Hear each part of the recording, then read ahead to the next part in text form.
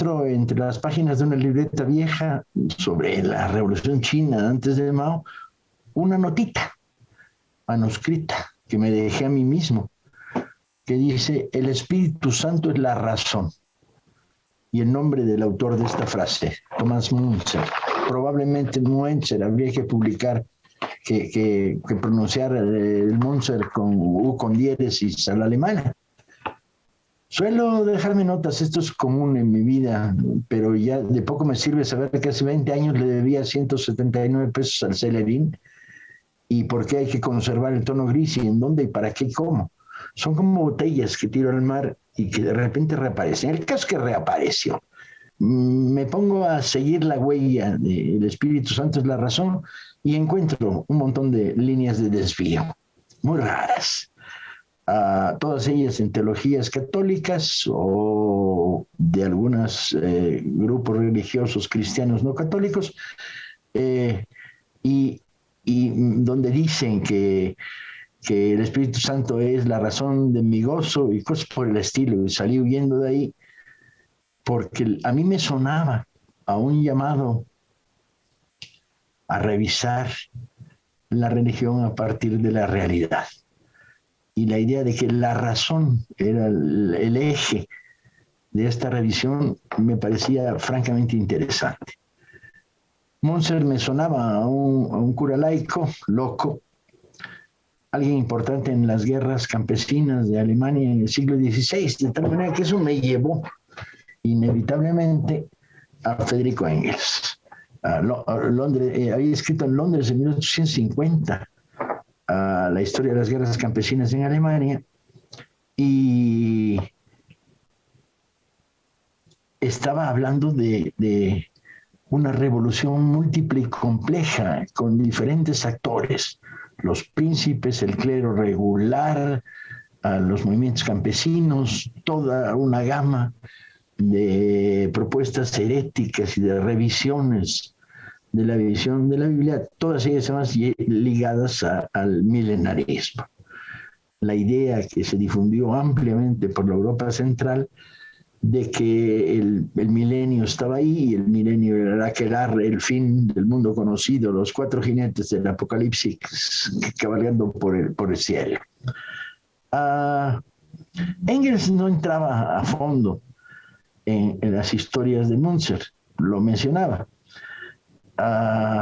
pero hablaba de cómo eran un prototipo de un modelo comunista desarrollado en comunidades campesinas muy confrontadas con el mundo de los señores. Revisé decenas de grabados sobre Tomás de Müntzer. ¿Era particularmente feo, o los grabadores que lo registran eran particularmente virulentos con él y enemigos del proyecto anabaptista? Me llevó estas extrañas vueltas a encontrar a Joaquín el Calabrés y al quiliástico, o sea, la creencia de que un reino terreno del Mesías, que se denominaba, terminó llamándose milenarismo, y el quiliasmo me llevó a lo que había estudiado Müntzer, y las sectas con las que conoció, el juicio final. Y esto me llevó a la historia de la rebelión de este hombre, de este personaje. Y encontrar el libro de Ernst Bloch. Ernst Bloch, un historiador judío de mitad del siglo XX, traductor, publicó un libro, hay ejemplares perdidos ahí en librerías en español, pero escribe como filósofo alemán y con traductores gallegos del medio del siglo XX. Es un libro muy mal narrada, la maravillosa historia. Y descubro, y esto es el momento en el que todo se va volviendo cada vez más interesante y más complicado, que Larissa Reisner intentaba, poco antes de morir, escribir una biografía de Müntzer.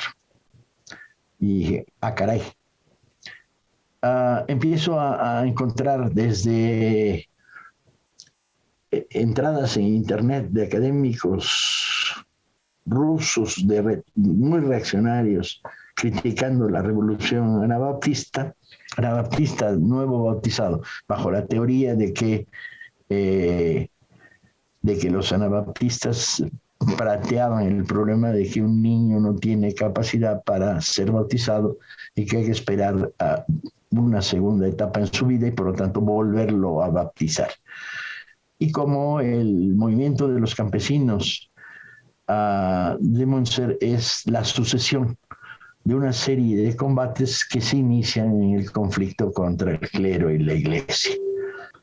Mulhausen parece ser el centro del nuevo advenimiento y hay algunas verdaderamente interesantes experiencias años antes de John de Leyden, que crea la llamada Nueva Jerusalén y empieza a construirse un proyecto de exclusión de los ricos de la nueva sociedad, de los patrones, de los jefes, de los dueños, de los príncipes. Plantean que la propiedad debe pertenecernos a todos. Plantean que la circulación de moneda tiene que abolirse, que las puertas de las casas debían estar abiertas noche y día, que habría comedores públicos donde cada cual comería a lo Viejo Testamento dentro de sus posibilidades y dentro de las posibilidades alimenticias que la comunidad creaba. Esconder comida o propiedades era considerado un crimen. Se socializó todo tipo de propiedad. Esta causó la fuga de las ciudades de algunos de los burgueses o pequeños burgueses. Pero evolucionó hasta en Münster en 34 se levantan los anabaptistas. Münster había sido compañero en una etapa de Martín Lutero, se separaron muy pronto en la medida en que Martín Lutero era considerado por este hombre como un reformador y no un revolucionario. Para Münster había que poner en tela de juicio todo. Y es potente la manera como construyen esta república armada de campesinos pobres, rebautizados en masa en las plazas del mercado. Es notable que en los textos de Münster que se conservan, sobre todo en las cartas que dedicó a las figuras de la autoridad de la época, Münzer había nacido en Stolberg, su padre murió ahorcado a causa de una arbitrariedad de los condes o el obispo de la zona y lo traía dentro de la sangre. Luego había dado doctorado en teología y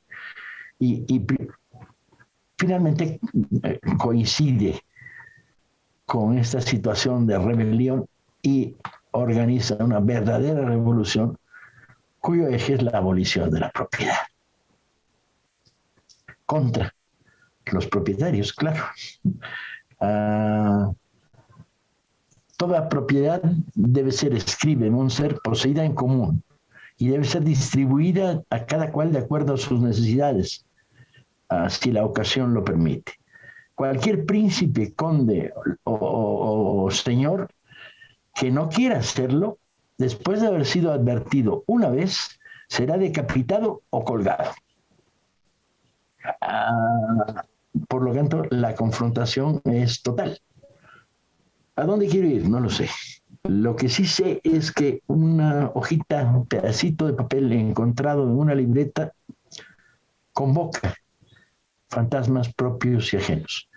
Y en este caso, la frase el Espíritu Santo es la razón de Tomás Münzer, los convocó. Tarde o temprano, si la vida me da permiso, terminaré escribiendo algo sobre esto.